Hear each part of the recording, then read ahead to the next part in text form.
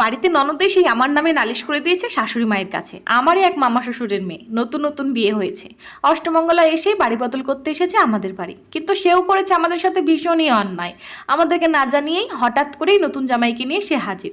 প্রথমে তো আমরা হতবাক হয়ে যাই, নতুন জামাইকে কি করে আদর সম্মান করবো ভেবেই মাথা খারাপ। শাশুড়ি মা তো ব্যস্ত হয়ে গেছেন, একবার এ ঘর যাচ্ছেন একবার ও ঘর যাচ্ছেন, কিন্তু কিছুই বুঝে উঠতে পারছেন না কি করবেন।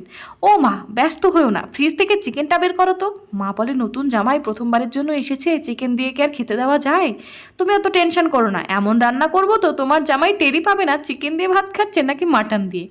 আর যা গাছপাতা রান্না করার মানে শাকসবজি, তুমি সাইডে করে নাও। এদিকে দুজনেই তোড়জোড় রান্না শুরু করে দিয়েছি। শাশুড়ি মা একবার মুখ ফুটে বলেই ফেললেন, খেতে কেমন হবে জানি না, তবে দেখতে একেবারে মাটনের মতোই লাগছে জানো তো বৌমা। খেতে বসেই ননদ তো ভীষণ রেগে চিৎকার, ও পিসি, তোমার বৌমা কি জানে না আমি ছোট থেকেই মাটন খাই না? ননদের নালিশ শুনে সবার সে কি হাসি।